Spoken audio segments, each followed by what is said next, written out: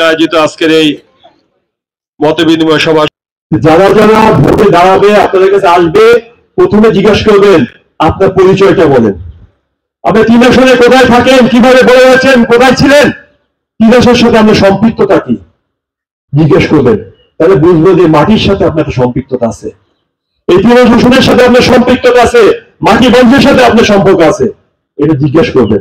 দ্বিতীয়ত, এই যে করবেন বলছেন ওটা পরে শুনবো, কি কি করেছেন এই পর্যন্ত জনগণের জন্য, কি কি করেছেন সেইগুলো আগে বলেন, তাইলে বুঝবো করার সম্ভাবনা আছে। ঠিক কিনা? যে করেছে সে যদি বলে করবো, তাহলে কিছুটা হলেও সম্ভাবনা থাকে, আর যে করেনি কখনোই সে যদি বলে করবো, তাহলে কিছুটা হলেও সংশয় থাকে। একটা সম্ভাবনা, একটা সংশয়, বিচার বিবেচনা করে যা আপনার ভোট, যাকে মনে করবেন আপনার বন্ধু, যাকে মনে করবেন দুঃসময় আপনার পাশে থাকবে, তাকে আপনি আপনার মূল্যবান ভোট, মূল্যবান শব্দটি আমি ইউজ করেছি কারণ এই ভোট আপনাদেরকে ফিরিয়ে দেওয়ার জন্য অসংখ্য নেতাকর্মী জীবন দিয়েছেন, অনেক নেতাকর্মী গুম হয়েছেন, লক্ষ লক্ষ নেতাকর্মী পঙ্গুত্ব বরণ করেছেন, অসংখ্য এই গ্রামের নেতাকর্মীরা বাংলাদেশের কথা নাই বা বললাম, ঘর ছাড়া হয়েছেন, বাড়ি ছাড়া হয়েছেন, ব্যবসা ব্যবসা নিঃস্ব হয়ে গেছে।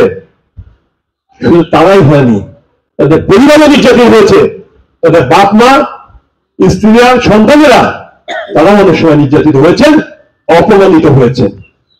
এই কথাগুলো মাথায় রাখবেন, বিবেচনা করবেন। শুধু আবেগের বশবর্তী হয়ে এই মূল্যবান, কথাটা বলেছিলাম, মূল্যবান ভোটটি নষ্ট করবেন না। এটা আমার দাবি এবং আপনাদের কাছে আমার বলতে পারেন আমাদের একটা সাজেশন, এটা মাথায় রাখতে হবে। কারণ আগামী দিনে বাংলাদেশ, আগামী দিনে বাংলাদেশ হতে হবে জনগণের বাংলাদেশ, আগামী দিনে বাংলাদেশ হতে হবে সকলের বাংলাদেশ, যে বাংলাদেশে মানুষ ভালো থাকবে। আমি আগে অনেক জায়গায় বলি কেমন আছেন, সবাই বলে আলহামদুলিল্লাহ ভালো আছে। অবশ্যই আমাদেরকে ভালো রেখেছে, এটা আমরা শুকরিয়া আদায় করি। আমাদের আরো ভালো থাকার কথা ছিল, ছিল না? আরো ভালো থাকার কথা ছিল, কারণ অনেক মা বোনের ইজ্জতের বিনিময়ে 30 লাখ শহীদের রক্তের বিনিময়ে স্বাধীন হয়েছিল। বিশ্বত না বললে এক কথা যদি বলি, ভালো থাকার জন্য আমরা স্বাধীন করেছিলাম। এই স্বাধীনতার পরে আমরা ভালো থাকতে পারিনি, অনেক চড়াই উতরাই পেরিয়ে আজ আমরা এমন একটি মুহূর্তে এসেছি যে আমাদের দেশ থাকবে কিনা, আমরা থাকবো কিনা, আমাদের সন্তানরা আগামী দিনে লেখাপড়া করে শিখে মানুষ হতে পারবে কিনা, সেরকম একটি প্রশ্নের সম্মুখীন আমরা হয়েছি। মাদকে দেশ সয়লাভ হয়ে গেছে। এগুলো কেন হয়েছে? দেশে কর্মসংস্থান নাই, মিলগুলো চালু করতে হবে, আমাদের সন্তানেরা লেখাপড়া শিখতে হবে, আদব কায়দা শিখতে হবে, মসজিদে নামাজ পড়তে হবে, মুরব্বিদের সম্মান করতে শিখতে হবে। এখান থেকে বাইরে যাওয়ার কোনো সুযোগ নেই।